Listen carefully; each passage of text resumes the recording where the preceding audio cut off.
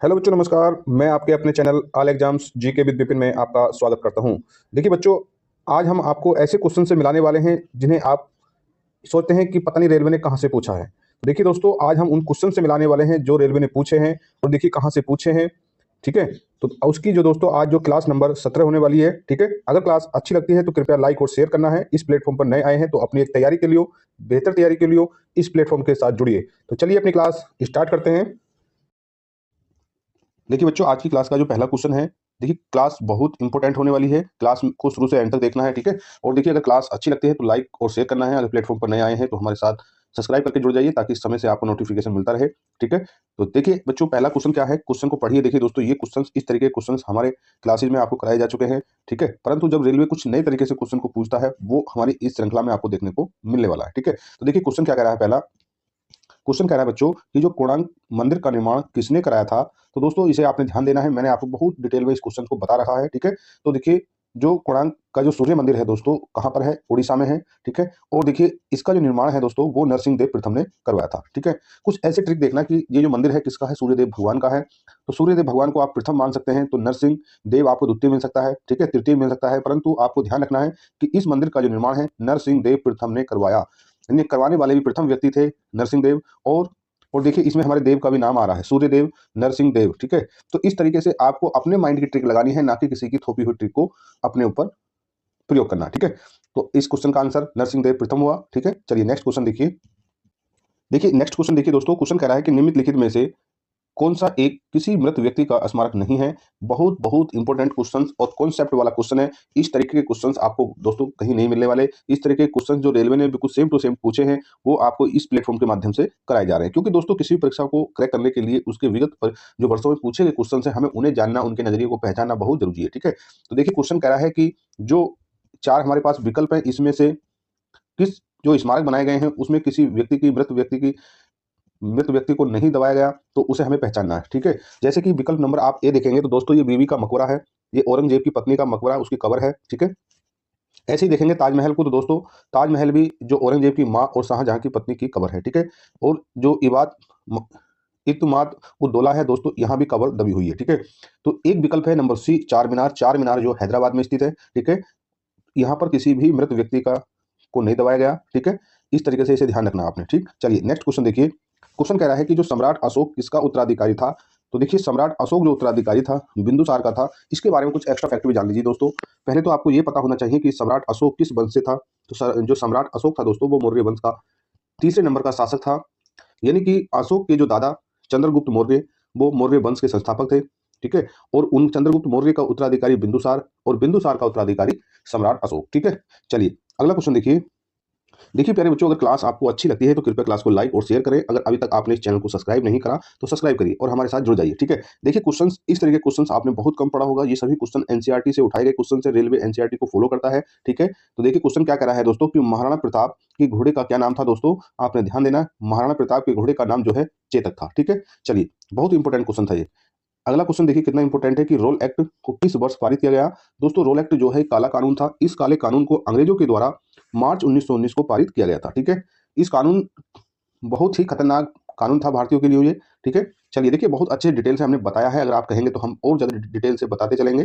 ठीक है, बस ये है कि थोड़ा सा कम समय में हम सोचते हैं थोड़ा कम समय में ज्यादा से ज्यादा क्वेश्चन का रिवीजन हो जाए। ठीक है, चलिए नेक्स्ट क्वेश्चन देखिए। देखिए दोस्तों ये जो क्वेश्चन है इस क्वेश्चन को समझिए। देखिए हर एक क्वेश्चन अपने आप में इतना इंपॉर्टेंट है प्यारे बच्चों कि आप उसका मूल्यांकन तभी कर सकते हैं जब आप एक अच्छी तैयारी कर रहे होंगे। ठीक है, क्वेश्चन क्या कह रहा है कि जो अरुणा आसफ अली को कहाँ भारतीय राष्ट्रीय कांग्रेस का ध्वज फहराने के लिए याद किया जाता है। ऐसा वो कौन सा समय था जब अरुणा आसफ अली को भारतीय राष्ट्रीय कांग्रेस के ध्वज फहराने के लिए याद किया जाता है दोस्तों। तो ये वो समय था जब बम्बई में भारत छोड़ो आंदोलन की शुरुआत हुई थी दोस्तों। तो उस समय कांग्रेस के सभी नेताओं को गिरफ्तार कर लिया गया था।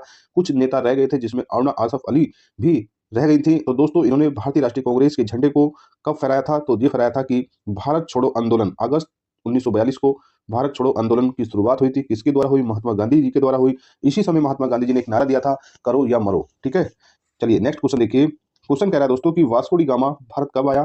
तो वास्को डी जो गामा था दोस्तों वो भारत आया था 1498 ईस्वी को। ठीक है, चलिए नेक्स्ट क्वेश्चन देखिए। देखिए दोस्तों क्वेश्चन कह रहा है कि जो बौद्ध गुफाएं हैं, बौद्ध गुफाओं के लिए प्रसिद्ध जो कार्ले है, कार्ले जगह है वो कहाँ है। तो दोस्तों कार्ले जो जगह है वो किस राज्य में है? वो महाराष्ट्र में है। देखिए ये जो क्वेश्चंस है, जो कार्ले है दोस्तों, ये एनसीईआरटी में सेम टू सेम लिखा है।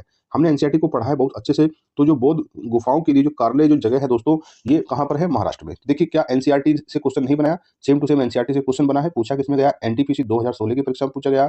इसे आप केवल एनटीपीसी नहीं देखे, ये सभी परीक्षाओं में जहाँ जीके जीएस पूछा जाता है, इस तरीके के क्वेश्चन सभी परीक्षाओं में पूछे जाते हैं। ठीक है। देखिए अगला क्वेश्चन कह रहा है प्यारे बच्चों कि भारत की आजादी की लड़ाई के दौरान करो या मरो का नारा किसने दिया? देखिए करो या मरो का जो नारा था महात्मा गांधी जी के द्वारा दिया गया था। देखिए इस क्वेश्चन जो करो मरो का, देखिए हमने एक्सप्लेनेशन ऊपर करा और नीचे वहां से क्वेश्चन को बना लिया। दोस्तों जब आप सीरीज को शुरू से एंड तक फॉलो करते हैं तो आप देखते हैं कि जब आप यहाँ तक क्वेश्चन करते करते आ जाएंगे तो दोस्तों आप इन क्वेश्चन को सेकंड में करने वाले हैं, मिनट नहीं सेकंड, और सेकंड में भी कुछ सेकंड में करने वाले हैं। ठीक है। चलिए नेक्स्ट क्वेश्चन देखिए। देखिए दोस्तों क्वेश्चन कह रहा है कि स्वतंत्र भारत का प्रथम गवर्नर जनरल कौन था? तो देखिए स्वतंत्र भारत का जो प्रथम गवर्नर जनरल था उसका नाम था लॉर्ड माउंटबेटन। ठीक है, आपने ध्यान देना है। चलिए नेक्स्ट क्वेश्चन देखिए। क्वेश्चन क्या कह रहा है कि गौतम बुद्ध को ज्ञान कहाँ पर प्राप्त हुआ था? तो दोस्तों गौतम बुद्ध को जो ज्ञान प्राप्त हुआ था वो बोध गया बिहार में हुआ था। ठीक है। चलिए नेक्स्ट क्वेश्चन देखिए। देखिए दोस्तों क्वेश्चन कह रहा है कि जो अजंता और एलोरा की गुफा किस राज्य में है? तो देखिए अजंता और एलोरा की जो गुफाएं हैं प्यारे बच्चों, वो महाराष्ट्र में है, क्योंकि ये सभी गुफाएं ज्यादातर बौद्ध धर्म से हैं, हिंदू धर्म से भी है, जैन धर्म से भी है, तीनों धर्म की यहाँ पर गुफाएं हैं। परंतु दोस्तों बौद्ध धर्म की गुफाएं का ज्यादा यहाँ अस्तित्व देखने को मिलता है। ठीक है। वैसे तो हिंदू धर्म की भी गुफाएं यहाँ बहुत ज्यादा हैं। ठीक है। और जो अजंता की गुफाओं को किसने बनवाया था प्यारे बच्चों? तो अजंता की जो गुफाएं थी इन्हें जो है गुप्त शासकों के द्वारा बनवाया गया था। ठीक है। और जो एलोरा की गुफाएं हैं इन्हें जो है राष्ट्रकूट के द्वारा बनवाया गया। ठीक है। चलिए नेक्स्ट क्वेश्चन देखिए। देखिए बच्चों क्वेश्चन कह रहा है कि जो रविंद्रनाथ टैगोर को किस वर्ष नोबेल पुरस्कार से सम्मानित किया गया था? तो दोस्तों रविंद्रनाथ टैगोर को वर्ष 1913 में नोबेल पुरस्कार से सम्मानित किया गया। दोस्तों उन्हें साहित्य के क्षेत्र में गीता अंजलि के लिए नोबेल पुरस्कार दिया गया था। ठीक है। चलिए नेक्स्ट क्वेश्चन देखिए कि जो चाणक्य था, कौटिल्य था, दोस्तों इसका अन्य नाम क्या था? तो इसका जो अन्य नाम था वो विष्णुगुप्त था। अच्छा, चाणक्य, कौटिल्य, विष्णुगुप्त किसके दरबार का प्रधानमंत्री था? तो दोस्तों ये जो चंद्रगुप्त मौर्य का दरबार में था। ठीक है। चलिए अगला क्वेश्चन देखिए। देखिए क्वेश्चन कह रहा है प्यारे बच्चों कि जो ब्रह्म समाज है, ब्रह्म समाज के संस्थापक कौन थे? तो बहुत अच्छे से आप जानते होंगे कि ब्रह्म समाज की स्थापना राजा राम मोहन राय थे। ठीक है। चलिए नेक्स्ट क्वेश्चन देखिए। क्वेश्चन कह रहा है कि सुभाष चंद्र बोस जी के पिता का क्या नाम था? तो सुभाष चंद्र बोस जी के जो पिताजी थे उनका नाम था जानकी नाथ बोस। ठीक। चलिए अगला क्वेश्चन देखिए। देखिए क्वेश्चन कह रहा है कि अंतिम मुगल सम्राट कौन था? तो देखिए अंतिम मुगल सम्राट जो था बहादुर शाह जफर था। इसे बहादुर शाह द्वितीय भी कहा जाता था, आपने ध्यान देना। तो अंतिम मुगल सम्राट बहादुर शाह था। ठीक है। और दोस्तों ये वही बादशाह था जिसे वार्षिक पेंशन पर रंगून भेजा गया था अंग्रेजों के द्वारा। ठीक है। अगर देखिए अंतिम मुगल सम्राट की बात करी है तो यहाँ प्रथम मुगल सम्राट कौन था दोस्तों? वो बाबर था। ठीक ठीक है। तो आपने ध्यान देना, प्रथम मुगल सम्राट दोस्तों बाबर, और अंतिम मुगल सम्राट जो था बहादुर शाह जफर। ठीक है। चलिए अगला क्वेश्चन देखिए कि दीन ए इलाही किसके द्वारा प्रचारित किया गया था दोस्तों? तो दीन ए इलाही धर्म को जो है अकबर के द्वारा, ठीक है, 1582 में शुरू किया गया था। ठीक है। चलिए अगला क्वेश्चन देखिए। देखिए बच्चों क्वेश्चन कह रहा है कि जो सीमांत गांधी किसे कहा जाता है? तो देखिए सीमांत गांधी दोस्तों खान अब्दुल गफ्फार खान को कहा जाता है। ठीक है। आपने ध्यान देना है। चलिए नेक्स्ट क्वेश्चन देखिए। क्वेश्चन कह रहा है कि भारत का राष्ट्रीय गीत किसने लिखा? तो देखिए भारत का जो राष्ट्रीय गीत था उसे लिखा है बंकिम चंद्र चटर्जी ने। ठीक। चलिए नेक्स्ट क्वेश्चन देखिए। देखिए दोस्तों क्वेश्चन कह रहा है कि किस क्रांतिकारी ने खुद से मौत गले को लगाया? तो दोस्तों उनका नाम था चंद्रशेखर आजाद। ठीक है। चंद्रशेखर आजाद वो क्रांतिकारी थे दोस्तों जिन्होंने अंग्रेजों के द्वारा मरने से अच्छा अपनी मौत को खुद अपने गले लगाया। ठीक है। तो दोस्तों इन्होंने क्या काम करा था? जो आज की तारीख में आजाद पार्क है जो इलाहाबाद प्रयागराज में है, पहले वो अल्फ्रेड पार्क के नाम से जाना जाता था। दोस्तों यहाँ इनकी मुठभेड़ अंग्रेजों से हुई और इन्होंने खुद, जब इनकी पिस्तौल में अंतिम गोली रही तो दोस्तों इन्होंने उस गोली को अपनी कनपटी पर दाग दिया और शहीद हो गए। ठीक है। चलिए नेक्स्ट क्वेश्चन देखिए। देखिए दोस्तों क्वेश्चन कह रहा है किस भारतीय राजा ने पूर्व एशिया के कुछ हिस्सों को जीतने के लिए नौसेना शक्ति का इस्तेमाल किया? दोस्तों आप इस क्वेश्चन को 5 स्टार लगाइए, कितने भी स्टार लगाइए, आपकी मर्जी है। दोस्तों नौसेना शक्ति सबसे ज्यादा मजबूत भारत की अगर किसी राज शासक की रही तो वो थे चोल। ठीक है। तो देखिए नौसेना शक्ति का जो इस्तेमाल किया था वो राजेंद्र चोल ने किया था। ठीक ठीक ठीक है। देखिए दक्षिण भारत में ये राज करते थे और इनकी नौसेना शक्ति इतनी मजबूत थी दोस्तों, इन्होंने जो भारत के आसपास जितने भी समुद्री देश थे दोस्तों सभी पर कब्जा कर लिया था। ठीक है। देखिए आज की क्लास का लास्ट क्वेश्चन होने वाला है दोस्तों। क्वेश्चन बहुत इंपॉर्टेंट है। क्वेश्चन कह रहा है कि जो भीमबेटका की गुफाएं कितने साल पुरानी मानी जाती है? तो दोस्तों भीमबेटका की जो गुफाएं हैं वो लगभग 30,000 साल पहले मानी जाती हैं। ठीक है। जो भीमबेटका की गुफाएं हैं कितने साल पुरानी मानी जाती हैं? तो 30,000 साल पुरानी मानी जाती हैं। अच्छा भीमबेटका की गुफाएं कहाँ हैं? तो दोस्तों ये मध्य प्रदेश में है। ठीक है। तो आपने बहुत अच्छे से ध्यान रखना है। ठीक है। तो दोस्तों ये थी आज की क्लास। अगर क्लास आपको अच्छी लगती है तो कृपया लाइक और शेयर करना है। इस प्लेटफॉर्म पर नए आए हैं तो हमारे साथ सब्सक्राइब करके जुड़ जाइए। ठीक है। इस तरीके की तैयारी आपको और इससे बेहतर तैयारी आपको कराई जा रही है दोस्तों। तो चलिए मिलते हैं अगली क्लास में, तब तक जय हिंद जय भारत।